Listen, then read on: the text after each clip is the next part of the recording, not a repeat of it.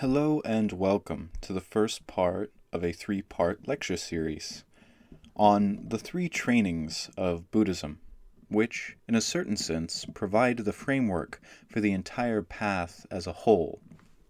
As I did not want to make this a 2 or 3 hour long lecture on the three of them, I have tried my best to keep it short and to the point, as well as split it into 3 separate parts. I'm Sila and thank you for joining me. The first of the 3 trainings is Sila, or Sia, as I have sometimes heard it said. It is by some to be considered both the first and the last training, but we will come back to that part later. Sila, in English, is most often translated to something close to morality, though I have seen it translated in various ways. If you prefer a different translation, I understand, but for the sake of this lesson, I will be using either morality or just Sila to keep things short. Whenever this training is discussed, I have found that it can leave a sour taste in the mouth of those talking or hearing about it. In the West, we seem to carry the weight of much assumption and history when the word morality is bandied about. More often than not, it seems that those whom have little true idea of what morality is are the ones who are discussing it. Though it may leave us a touch uncomfortable, I think that morality is something which we all must consider very carefully. For to not have any morality at all is to live in a realm of chaos and nihilism. But to try and exist within a rigid structure of morality at all times will leave one just as cold and almost always disappointed in how far we fall short, if we are honest with ourselves. So, why don't we try to take a careful and honest look at this training in morality, putting aside our assumptions and ideas about it, and finding a good middle way? Sound good? Good. From my perspective, which take that as you will, and with as much salt as you deem necessary, morality's wheelhouse is contained within the dominion of everything we do, which is not explicitly meditative or involved with meditation. From our physical, verbal, mental, conceptual, ideological, or anything which we do as conscious beings as a force of will that is not centered on or around meditation. When we awake to a new and fresh chance at the day, and in it try to be good, honest, and kind people in the conventional world around us, this is morality and training in morality. When we are trying our damnedest to improve our being, whether it be emotionally, mentally, or physically, we are working on our morality. When we are engaging in honest discussion, reading books that make us think, trying to figure out the world and the way we are a part of it and engage with it, philosophizing to our heart's content, we are engaging in that noble and daily training of morality. When we act in a compassionate manner, trying to care for that which we feel is important, whether it be ourselves, others, the environment, our diet, our pets, our spiritual practice, our home, our children, our marriage, our car, all this is an aspect of that first training.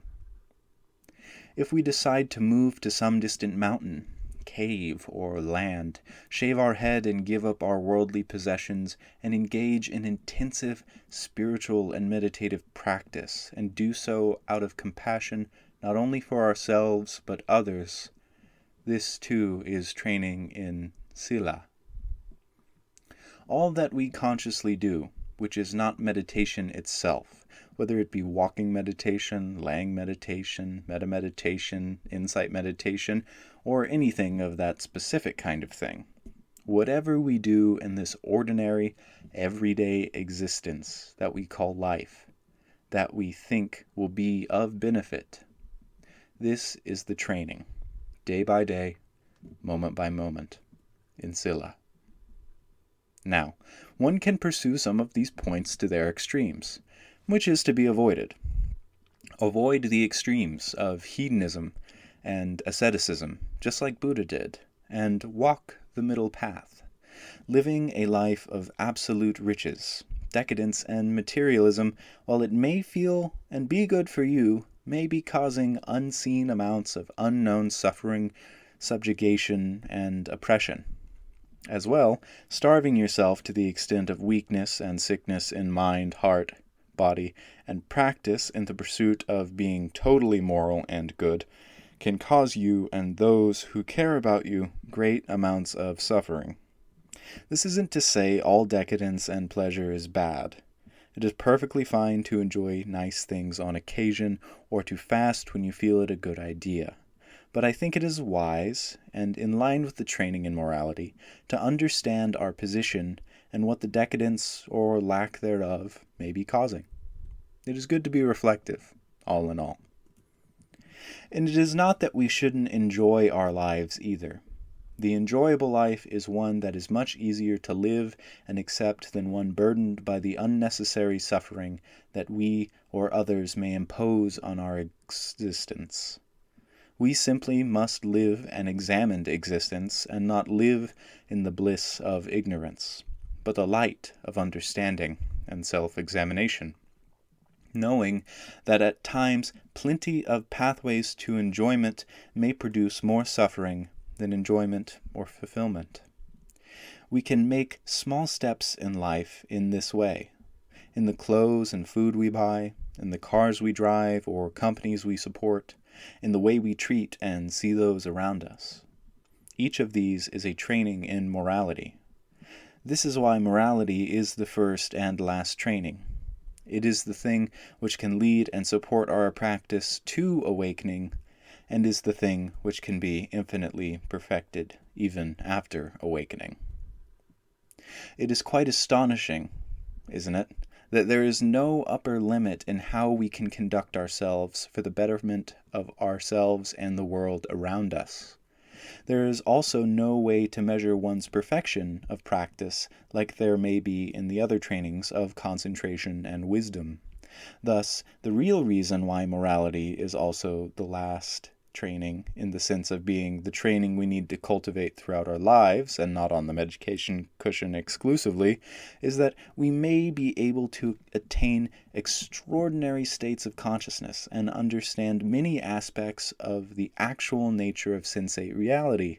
But what people see and what is causal are the ways that these abilities and understandings translate into how we live in the world. I don't think that the practice of morality in this way is all exclusive to Buddhism, nor are they extraordinary, mind-blowing, or arcane in the slightest, which is rather helpful, I think, and speaks volumes of their importance in our day-by-day existence, of not only making our life better, but building a better world for the benefit of all beings, come and gone. It is also wise to know that Buddhism's ethic and morality is not the only one, and shouldn't be considered higher or mightier than the others. In life, whether we wish it to be spiritual or not, it is helpful to accept an easygoing and non-dogmatic approach to anything of this kind. While you may have a preference for name, ancient language, statues, or whatever you want to call yourself, know that within each tradition there lay some nuggets of good moral code which helps us to build a better today and tomorrow. Mostly what I am saying here is don't be sectarian about morality. You may have your grievances and disagreements with certain traditions or schools of thought, but try not to have a stick up your ass about it. It is worth waking up to the fact within morality training that to pin the ideas of positive and negative actions, thoughts, words, or whatever you wish is much a question of perspective, time, and place. For example, while I love some of the writings of St. Thomas Aquinas or the Zen master Dogen, considering them both spiritual masters, their moralities are entirely divergent, and then are even more different than what mine may or may not be. Realizing this, some may then retreat into rather self-serving places of moral relativism, which expounds that morality is either subjective or entirely arbitrary, which, while they may have a point, doesn't help anyone at the end of the day, especially not yourself. If you don't hold up the inherent virtue of this human endeavor, then you slowly crumble and end up buried underneath the rubble of your own nihilistic self. But I digress. Daily practices and guidelines that are less airy, intellectual, and vindictive, and more grounded in common sense, kindness, and understanding can help us to avoid falling into the paralyzing and extremely dangerous trap of imagining that it is futile to train in morality. Try to aim for the highest good you can conceive of, even if you miss the mark, and shoot for it. While I was on retreat, a teacher once said, "This is the reason why Buddha taught that our everyday, moment-by-moment actions affect our whole existence."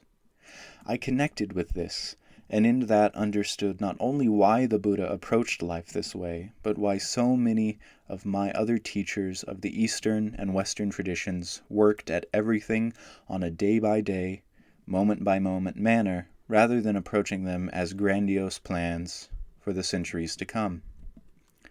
All we have is today. Yesterday is gone to an infinite unreachable past, and tomorrow never truly comes. We are stuck in this very present moment, between a concrete past and a concrete future. So why not be good, and work for the benefit of yourself and all beings? When undertaking training in morality, we are proceeding from the premise that we can, if we choose, control what we think, say, and do through hard work, discipline, motivation, and repetition, thus creating consequences that are pleasant and beneficial instead of otherwise, both in terms of our experience and that of others. In training in morality, we are accepting that wherever we are in life, it can be improved by one person, yourself, one day at a time. Rather than accepting that our current level of intellect, emotional intelligence, psychological development, and physicality are perfect or beyond our power of change, we take up the torch of noble virtue and lead the charge into the howling darkness of the unknown future, acting as a pillar unto ourselves and a pillar unto the world. We assume that we do have the capacity to change our world and our attitudes towards the world, one day, one action, and one moment at a time. We take responsibility for our actions and their consequences and work to make ourselves better. So with all of this in mind, ponder for yourself what a life well lived would mean and look like to you. In that, you will find the first training of Sila, morality. I am Silas Day, and I hope you enjoyed my little talk. If you did, please say so. Every little bit helps me know what to make next. I'm looking forward to telling you about the next two of the 3 trainings, which are much more meditative instead of life in orientation, and I hope to see you then as well.